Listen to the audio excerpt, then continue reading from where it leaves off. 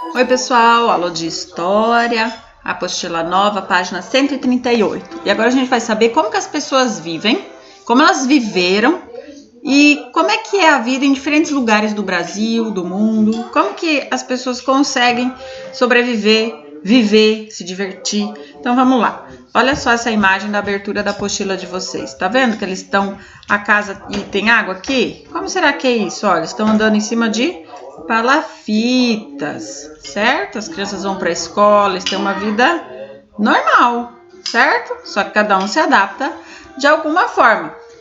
Olha aqui, as pessoas não têm carro, elas têm barcos, então elas não têm rua, elas têm rios. Então são formas diferentes de se locomover, certo?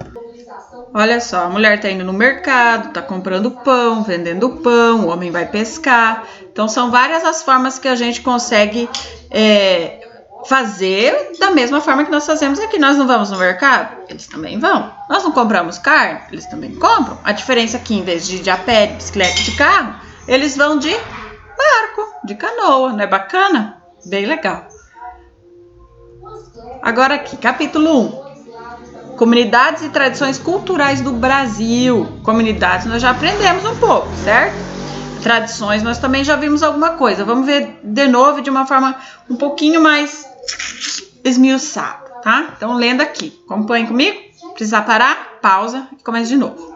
No Brasil encontramos diversas comunidades que têm sua maneira de viver e suas tradições culturais. Quer dizer, nós temos no Brasil diferentes povos e diferentes culturas. Lembra quando nós estudamos sobre as imigrações? Os italianos, os africanos, os holandeses, os alemães, os índios que já estavam aqui.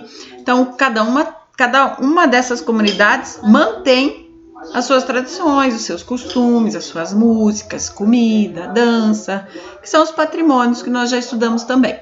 Cada comunidade dessa tem um jeito diferente de viver. Por exemplo, se a gente vê os índios pataxós da imagem aqui, numa cerimônia de casamento, em que o noivo carrega um tronco com o peso da noiva. Então ele tem que carregar a noiva nas costas. Bacana, né? Isso na Bahia. Aqui do lado a gente tem numa comunidade quilombola em Araruana, no Rio de Janeiro. O que é uma comunidade quilombola? Vocês lembram? Quilombos. Quando os escravos fugiam das fazendas e se escondiam em algumas comunidades dentro das florestas. São os quilombos e esses são povos de descendência quilombola, netos, bisnetos de ex-escravos. Então eles estão fazendo uma festa de cultura afro, né? Como que os africanos lá, os descendentes, os antepassados deles, dançavam, faziam suas danças e as suas diversões. Então aqui, quais são os grupos representados? Deixa eu aparecer aqui, vocês lembram? Os pataxós, os quilombolas e aonde mais? E aonde mais? Aqui, ó, pessoal, ó. Esse aqui, de onde vocês acham que é? Vocês acham que é aqui do Paraná? Vocês acham que é da onde isso aqui? De onde vocês acham que essas comunidades são? São os ribeirinhos. É uma comunidade que nós já estudamos também, que vivem nas beiradas de rios. A Amazônia, principalmente, quando o rio sobe, em determinadas épocas do ano, elas moram assim. Quando o rio desce, na época da seca, as casas ficam em palafitas e o chão fica seco. Então, são momentos que os ribeirinhos passam durante as cheias e as secas. Então, comunidades. O que é uma comunidade? A nossa sala de aula é uma comunidade, não é? Porque nós temos o mesmo objetivo. Qual o objetivo? Estudar. A gente compartilha das mesmas características. Nós somos todos alunos, estudantes, ok? Mas, numa comunidade geral, se a gente for pensar em Brasil, nós temos que uma comunidade é um grupo de pessoas unidas pela mesma localização geográfica. Tá? Então, por exemplo, em Palotina, os quilombolas, os indígenas, com objetivos comuns. Quais são os objetivos comuns? Uma comunidade agrícola, eles se preocupam em produzir alimento. Numa comunidade indígena, eles se preocupam em manter a natureza e sobreviver. E em comunidade quilombola também, em sobreviver e manter as características. Então, o que eles compartilham? Eles compartilham a origem étnica, histórica, além das tradições e das culturas. Por exemplo, a dança, a música, a língua, certo? Porque alguns povos falam exclusivamente a própria língua, algumas comunidades. Então, se nós formos pensar em comunidade, a nossa escola é uma comunidade. Por quê? Porque toda comunidade tem regra, toda comunidade tem que respeitar as coisas, fica em um determinado ambiente, tem objetivos semelhantes, falam a mesma língua. Então, a nossa escola também é uma comunidade. Nós podemos chamar a nossa escola de comunidade escolar. A nossa escola é uma comunidade escolar, ok? Olha só, aqui embaixo nós temos algumas imagens de pessoas de uma mesma comunidade, pode ser? Pode. Então, a comunidade escolar não tem só alunos. Quem mais está na escola? Nós temos os professores, as cozinheiras, os zeladores, os porteiros, os pais, a secretária, Claudinha, a diretora, a Carlise. Nós temos a Vivi, a Adri. Então, nós temos vários professores, vários profissionais que fazem com que a escola funcione. Então, mas também, além dos professores, temos os funcionários, os pais responsáveis, que buscam juntos alcançar o objetivo de levar conhecimento, aprendizagem e o desenvolvimento às crianças e aos adolescentes que frequentam a escola. Então, qual é o objetivo da comunidade escolar?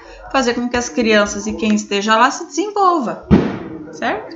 Então, no Brasil, existem comunidades que são chamadas de tradicionais, como os indígenas, os ribeirinhos e os quilombolas, que nós já vimos, mas a gente vai rever agora, que nós já havíamos comentado, além de serem identificadas como comunidades tradicionais, porque eles ocupam o mesmo território e utilizam recursos naturais dele para a sua manutenção. Compartilham conhecimentos e práticas tradicionais transmitidos de geração para geração. O que significa isso que eu li? Por exemplo, os índios. Os índios moram lá na floresta desde sempre, desde antes do português descobrir o Brasil. Então, se eles estão lá desde sempre, quem que ensinou eles? Livro? Celular? A internet? Não, é o pai falando para o filho, que falou para o neto, que falou para o bisneto, que foi falando, que foi contando. Então, são tradições que são passadas de geração para geração, como os quilombolas, como os ribeirinhos, certo? Então, vamos aqui. Vamos descer. O que são comunidades ribeirinhas? Vou falar um negócio para vocês. Ribeirinhas, lembra que palavra que lembra? Ribeirinhas. Ribeirinhas lembra rio. Rio, beirada, a beirada do rio. Então, as comunidades ribeirinhas são aquelas comunidades que ficam na beirada do rio. Ribeirinhos, rio beirada. Ribeirinhos são as pessoas que vivem próximas dos rios. Desculpa a produção aqui. Então, vamos voltar. Essa população ribeirinha que vive na beira do rio, geralmente localizada na Amazônia, a maioria dos povos ribeirinhos vivem na Amazônia, mas o que não significa que não tem ribeirinhos em outros estados. Então, a maior parte dessas comunidades vivem exclusivamente do que elas tiram da natureza. Tá? Elas pescam, elas extraem madeiras, constroem as casas das madeiras que elas tiram da floresta, mas elas também não desmatam, elas não destroem a floresta, muito pelo contrário. São comunidades que têm na essência deles a proteção ambiental, eles protegem o meio ambiente, isso é muito importante, porque eles protegem o que é nosso e o que é deles, enquanto tem outros que destroem. Então, os ribeirinhos, eles constroem suas casas em palafitas. O que é palafita? É construir em cima dessas madeiras super altas aqui, que durante a época das cheias protege a casa da água, da inundação. E durante a seca, a água baixa e elas podem andar a pé. Então, é um jeito delas sobreviverem ali nessas regiões. Durante a seca, a casa não fica tão longe do rio e durante a seca, a cheia, ela tá ali, né? Então, eles pegam os barquinhos para andar de um lado para o outro. E entre uma região e outra, então, elas podem fazer como se fossem pontezinhas de madeira também em palafita, certo? A maioria dessas casas aqui não tem luz elétrica, não tem saneamento básico. O que é luz elétrica? A nossa luz, a lâmpada, a geladeira, né? Não tem como carregar celular, não vai ter tablet, a maioria. Não tô falando que são todas, muitas delas não tem. Não tem saneamento básico, o que que é isso? Não tem vaso sanitário e descarga, não tem água encanada, não tem esgoto, tá? Então eles vivem numa situação ainda muito básica, né? Básica de básico, de ser complicado a situação. Tá? Então, se vocês acompanham o jornal ou veem alguma coisa, muitas reportagens já foram feitas sobre como essa população ribeirinha sobrevive, às vezes em péssimas condições, mas às vezes muito bem organizadas também. Tá? Então, essa aqui é a comunidade ribeirinha. Olha aqui a legenda da foto. Palafita, no rio Japurá, em Uarini, no estado do Amazonas. Essa população também costuma usar os rios como via para locomoção, utilizando jangadas ou barcos como meio de transporte. Então, o que a prof falou antes para você, está na legenda. Muitos ribeirinhos da Amazônia são de origem indígena. Eles são remanescentes das etnias que viviam nessa região ou de migrantes de seus descendentes que começaram a ocupar a área no final do século XIX e início do século XX. Quando teve início a exploração da borracha, com a extração do lácteos e das seringueiras, eles começaram a usar então dessa ferramenta para conseguir vender alguma coisa e ter um pouquinho de dinheiro para se manter. Após o fim desse período, nós tivemos um período no Brasil chamado ciclo da borracha, período do ciclo da borracha. Então, após esse período, muitos desses trabalhadores chamados de seringueiros continuaram a viver por lá. Então, o que aconteceu? Alguns índios moravam por lá, viram a oportunidade e começaram a extrair o látex. Muitas pessoas de outras regiões migraram para lá e começaram a extrair o látex. Quando acabou toda essa febre do látex, quando as pessoas começaram a plantar seringueiras em outras regiões, longe da Amazônia, essas pessoas acabaram perdendo o emprego. Então, algumas já tinham casado, já tinham filhos e decidiram ficar por lá. Então, formaram-se muitas comunidades ribeirinhas que permaneceram ali, certo? Ó, isso aqui é uma foto da extração do lácteos e a gente já aprendeu sobre isso. Então, aqui no Você Sabia, com a tradição das comunidades ribeirinhas está ajudando a salvar o pirarucu. Por quê? As comunidades ribeirinhas, elas não costumam pescar com redes, elas pescam com anzol. E quando o peixe é pequeno, elas costumam devolver. Quando o peixe é fêmea, tá, sei lá, às vezes não é a época da pesca, elas também devolvem. Não é uma pesca predatória, é uma pesca que respeita o meio ambiente, que respeita os peixes. Então aqui, ó, no Você Sabia, ele fala que no Alto Solimões, no Amazonas, as comunidades ajudam a proteger o maior peixe de água doce do planeta.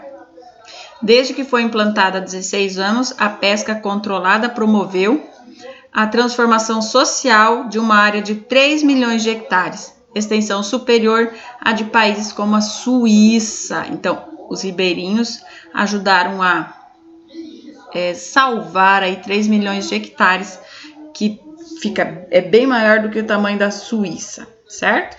Olha só como é importante a vida dessas comunidades. Atividade 1, vamos lá. Leia o texto a seguir e depois converse com os colegas sobre a questão. Nós vamos conversar agora já, presta bem atenção. A relação diferenciada com a natureza faz dos ribeirinhos grandes detentores de conhecimento sobre a fauna e a flora da floresta. O uso de plantas medicinais, sobre o ritmo e o caminho das águas, sobre os sons da mata, sobre as épocas da terra, eles sabem muito disso tudo. Esse convívio alimenta a cultura e os saberes transmitidos de pai para filho. Olha só, vocês acham que lá tem farmácia?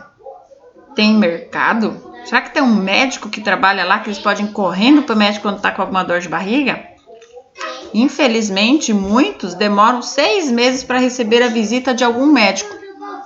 Como é que eles fazem então se eles estão com dor de dente? Com uma dor de barriga, com uma dor de cabeça?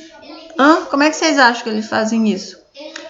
Ervas medicinais. Então, aí eles têm o conhecimento de qual planta é bom para o quê. Ah, essa planta é boa para a barriga. Ah, essa plantinha é bom para dor de cabeça. Ah, essa plantinha a gente coloca aqui quando tá com dor de vista. Ah, essa plantinha... Então, eles conhecem. Quem que ensinou? A avó, a tataravó. Foi um ensinando pro outro. Eles conhecem identificar a natureza quando vai chover, quando não vai chover, quando a água tá boa, quando a água não tá boa, quando tá poluída, quando não tá poluída. Então, eles sabem tudo isso. Aí agora aqui fala assim, ó. Quais aspectos mencionados no texto indicam que os ribeirinhos são uma comunidade? Como a gente sabe que eles são uma comunidade? Porque eles fazem o quê? Juntos eles conhecem a natureza, eles conhecem a flora, eles conhecem como usar as plantas medicinais, eles conhecem sobre as águas, eles conhecem os sons da mata, quando os animais estão em perigo, quando não estão, quando em época de acasalamento, de não, as épocas da terra, né? Então eles mantêm, eles detêm capacidades que foram passadas de geração para geração para que eles possam ser o que eles são hoje, detentores e protetores da natureza.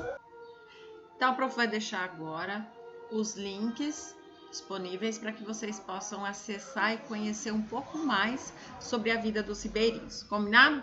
Um beijo, até a nossa aula.